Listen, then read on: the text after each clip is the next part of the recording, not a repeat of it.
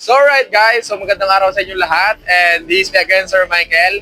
And for today's video mga kaibigan, so kasi kagaling ko lang sa school, may pasok kami ngayon dito naito ko ngayon sa San Pablo, galing ako sa LSPU San Pablo. Dahil medyo maaga pa ngayon, so ang plano ko is dumere-diretso at pumunta ng Calamba, Laguna para puntahan, syempre matagal ko nang gusto makita, gusto mapuntahan ang bahay ni Rizal. So base rito sa map mga kaibigan, kasi kailangan pa almost 30 kilometers siya, okay? So yan, 30 kilometers siya and almost 55 o 1 hour na biyahe natin para mapuntahan natin yung bahay ni Rizal. And then pagkatapos doon, bala ko rin dumiretso ng Cavite sa Dasma para doon sa kapatid ko. And yun yung mga plano ko ngayon at sinusulit natin dahil kakalahating buwan ng ating bakasyon. So samahan nyo ako mga kaibigan sa rides na to dahil ngayon lang talaga ulit tayo nakapag-ride. So let's go! Alright! Mga kaibigan, so bahit sa tanong ako kanina rin sa Gasoline Boy, so dire-diretso yung puntahan na to kasi ngayon lang ako nakadaan dito. Ito yung pagkalapas mo ng LSPU San Pablo, dire-diretso daw. Tapos, kunti lang, siguro yun nga, sabi ko kanina, so mga isang oras ang biyahe natin bago tayo makarating sa bahay ni Rizal. And ito yung kalsada natin ngayon na dinadaanan. And hindi ko alam kung anong lugar na to, pero alam ko San Pablo pa rin to. And yun, tingnan natin. Bahala na kung anong mangyari ngayon. Good luck sa kung anong mangyayari natin ngayong araw na to. Let's go, boy! So sana po, ingatan nyo ako sa ride na to. Let's go! So dito tayo ngayon, mga kaibigan, sa Calawan, Laguna. Dire-diretso lang. Base dito sa ating map na sinusundan. Pagkatapos, hanggang sa marating natin yung Calamba, Laguna. And alam ko kasi yung pwesto ng bahay ni Rizal is nasa, nasa gitna. Para siyang park na nga ngayon sa gitna ng bayan or basta gano'n, nakita ko lang sa mga video.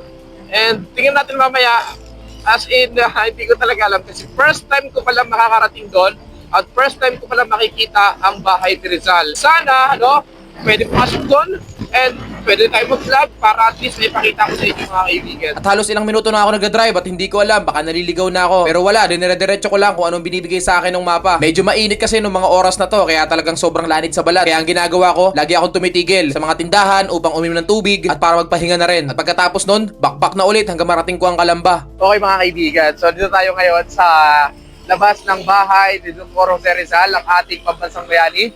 And ngayon pa lang na-excite na ako at hindi ko alam kung gusta. Sobrang saya kasi syempre, isang karangalan na makarating sa Calamba, Laguna para upang makita at masilayan syempre ang bahay ng ating pambansang bayani. So let's go guys, samahan niyo ako at tingnan natin kung ano ang mga kwento sa likod ng bahay ni Dr. Jose Rizal. Let's go!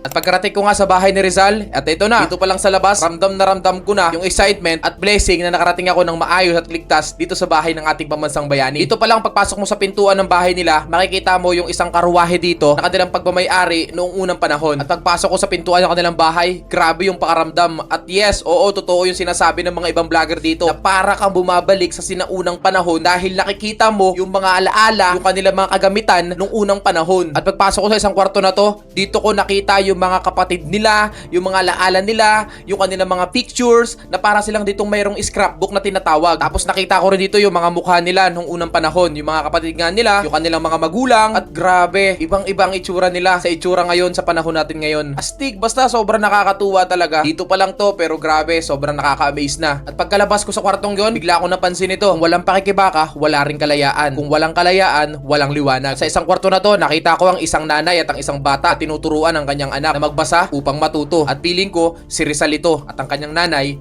na si Chodora. At pagkatapos nun, inikot ko naman yung ibang side ng bahay dito sa baba at may mga nakita ko dito mga pictures, mga mapa, mga alaala at mga damit din ng kanilang pamilya. At ito na nga yung sinasabi ko, nakita ko rito yung damit ng kanyang mga magulang na kung iisipin mo hanggang ngayon, nakikita at buhay na buhay pa rin sa mga alaala natin yung kanilang mga ginawa. At sobrang nakakabilib talaga dahil hindi ko inaasahan sa buhay kong ito na makikita ko sa personal ng aking dalawang mata ang kanilang mga gamit. At habang tinitingnan ko yung kanilang mga gamit, iba't ibang emotion talaga ang nararamdaman ko ng mga oras na ito. At ito naman yung mga iginawad kay Rizal o yung mga award niya nung siya ay nag-aaral pa na iginawad sa kanya ng Ateneo Municipal. At ito yung itsura ni Rizal nung siya ay nagbibinata. At ito naman yung mga aklat na binabasa ni Rizal nung siya ay binata. At pagkatapos niyan, umakyat ako dito sa hagdan na talaga naman kitang-kita mo na lumang-luma pa rin yung hagdan nila kasi yung bahay nila ay dalawang palapag. Ito naman yung kanilang formal dining area. Ginagamit nila ito kapag mayroon silang mga bisita. Dito nila pinapakain kung sino mga dumating sa kanilang bahay. At pinaghahandaan ng mga masarap na pagkain. At ito naman yung girls bedroom. At sabi sa mga nakausap ko, yung yung ibang bagay dito ay mga replika na. Pero yung isang bangko dyan, original pa rin. Ibig sabihin, yan na yan pa rin yung ginagamit nila nung unang panahon. Iba nga lang ay nasira na, siguro dahil sa tagal ng panahon. Pero ginawan nila at pinalitan nila ng bago na halos kamukha-kamukha pa rin nung pagmamayari nila. At dito sa side na to, may nakita akong isang painting. At feeling ko, original pa rin to. Ito pa rin yun, hindi replika. At pagpasok ko sa isang kwarto na to,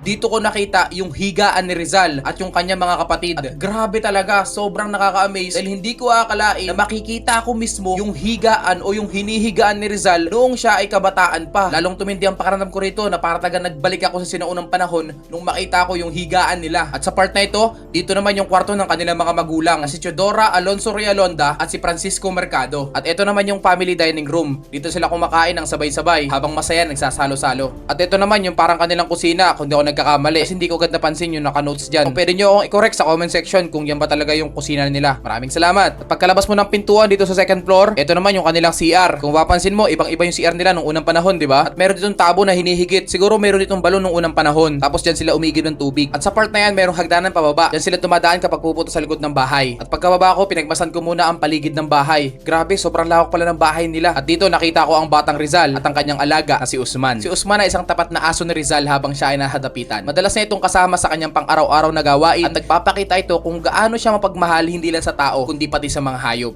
Mga obrang sinulat ni Jose Rizal na ito ngayon sa harapan natin ang mga obra ni Dr. Jose Rizal na matatagpuan dito sa kanyang museum dito sa Calamba, Laguna. Siyempre na ito ang No Limit Tangere at ang El Filibusterismo.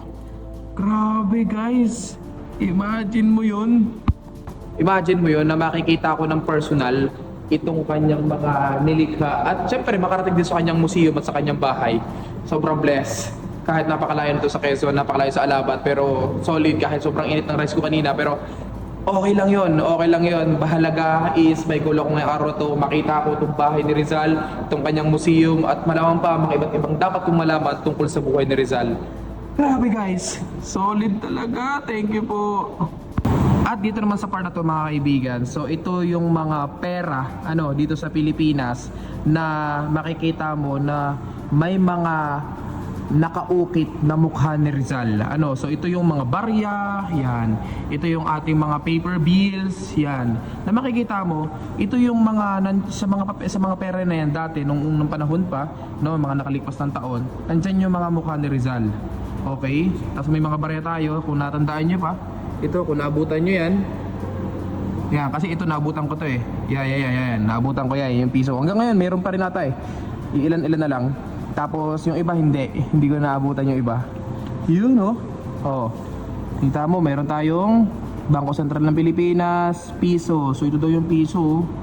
Okay? Oh, tapos ito yung 2 pesos dati. Oh, 2 pesos dati. Yan.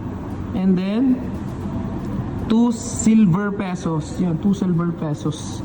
And ano pa? Yun, dalawang piso. Oh, yung 2 piso.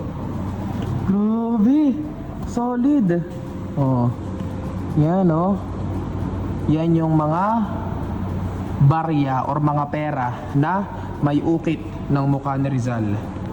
Grabe, solid. At pagkalabas ko ng bahay at ang museum ni Rizal, na ito yung mga souvenir na pwede mo bumili. Kaya nga nasabi ko sa mga nakaraang kong vlog, gusto ko lagi bumili ng mga product or mga gawa doon mismo sa lugar na pinuntahan ko, upang sa ganun pagkalipas ng panahon at babalik ako sa mga video ko, makikita ko na okay, so galing ako dito. At yung mga binibili ko ng mga souvenir, nilalagay ko sa aking classroom para pag ako ay nasa room at nag-iisa, bigla ko na lang maaalala at bigla kong mapansin yung mga product na binili ko doon sa lugar na kung saan ako nagpunta. Kumbaga para sa akin, mga sentimental value yun. Kaya sobrang inaalagaan ko talaga at hindi ko pinababayaan, na hanggang ngayon is nasa room ko pa rin yung mga ibang bagay o ibang gamit na binili ko sa mga ibang bayan. At dito nagtatapos ang ating makabuluhang paglalakbay sa makasaysayang tahanan ni Dr. Jose Rizal dito sa Calamba, Laguna. Simpleng bahay na ito, nagsimula ang isang kwento ng isang bayani, isang batang nangarap, natuto at lumaban para sa kalayaan ng ating bayan. Habang tayo naglalakad sa bawat bahagi ng tahanan, para bang bumalik tayo sa nakaraan at nasaksihan natin ang mga alaala na humubog sa kanyang pagkatao. Hindi lang ito basta isang bahay, isa itong simbolo ng pagmamahal sa pamilya, pamilya, edukasyon at higit sa lahat